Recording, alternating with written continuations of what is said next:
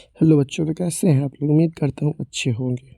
तो आज हम पढ़ेंगे यूरोप में राष्ट्रवाद के प्रश्न उत्तर को। आज हम करेंगे राष्ट्रवाद क्या है। देश के प्रति प्रेम की भावना को राष्ट्रवाद कहा जाता है। अर्थात राष्ट्रवाद एक ऐसी भावना है जो किसी विशेष भौगोलिक, सांस्कृतिक, सामाजिक परिवेश में रहने वाले लोगों में एकता की वाहक बनती है। मेजनी कौन था? मेजनी साहित्यिक विचारों का समर्थक और योग्य सेनापति था।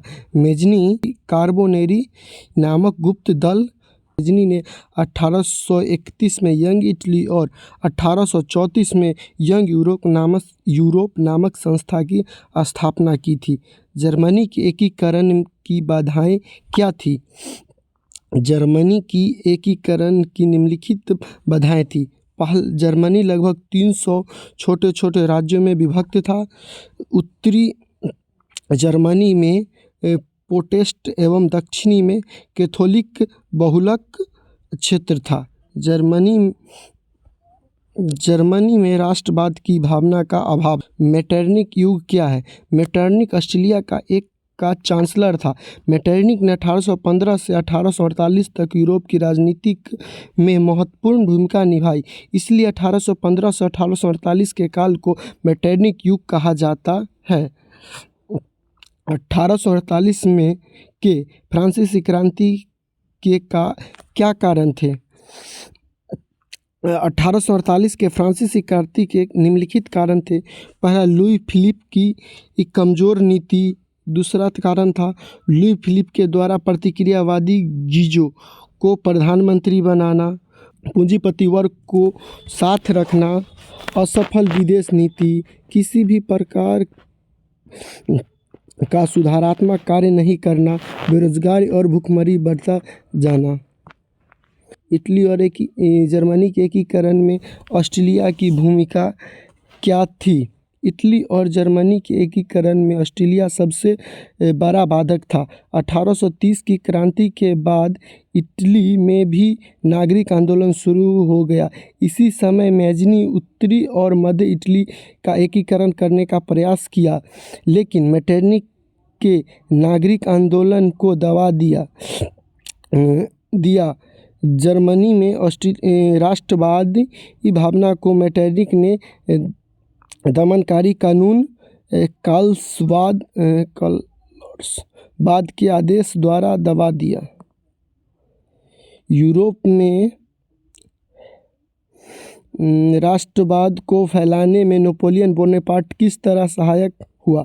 यूरोप में राष्ट्रवाद फैलाने में फ्रांस की क्रांति के बाद में नेपोलियन के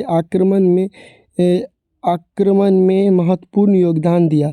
नेपोलियन के कई राज्यों में नेपोलियन के अभियान से नवयुग का संदेश पहुंचा। नेपोलियन में इटली और जर्मनी के राज्य को भौगोलिक नाम की परिधि से निकाल कर वास्तविक और राजनीतिक रूपरेखा प्रदान की, जिससे इटली और जर्मनी का एकीकरण का मार्ग प्रशस्त हुआ।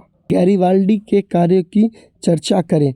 गैरिबाल्डी पेशे से एक नाविक था। गैरिबाल्डी सिसिली और नेपल्स पर आक्रमण और वहाँ गणतंत्र का स्थापना किया। गैरिबाल्डी ने जब रोम पर आक्रमण की योजना बनाई तो काबूर ने रोम की रक्षा के लिए अपनी सेना भेज दी। इसी बीच गैरिबाल्डी की भेंट काबूर से हुई और वह दक्षिण इटली को जीत गए। क्षेत्र विक्टर इमैनुएल को दे दिया। इसी तरह गैरिबाल्डी के सहयोग से इटली का एकीकरण संभव हो पाया। विलियम एक के बगैर जर्मनी का एकीकरण बिस्मार्क के लिए संभव था। कैसे? विलियम एक जानता था कि ऑस्ट्रिया और फ्रांस को पराजित किए बिना जर्मनी का एकीकरण संभव नहीं है। जर्मनी एकीकरण करने के लिए विलियम ने बिस्मार्क को अपना चांसलर नियुक्त किया। विलियम अगर बिस्मार्क को अपना चांसलर नहीं बनाता तो जर्मनी का एकीकरण संभव नहीं था। वियना कांग्रेस की 2 उपलब्धि बताइए। वियना कांग्रेस की 2 उपलब्धि निम्नलिखित है। पुरातन व्यवस्था को पुनः स्थापित करना। ऑस्ट्रिया के चांसलर मेटरनिक ने फ्रांस में बूर्बो वंश की पुनः स्थापना कर लुई 18 को फ्रांस का राजा बना दिया। गणतंत्र एवं प्रजातंत्र का विरोध करना। मेटरनिक 1789 के फ्रांस की क्रांति की देन गणतंत्र एवं प्रजातंत्र का विरोधी था।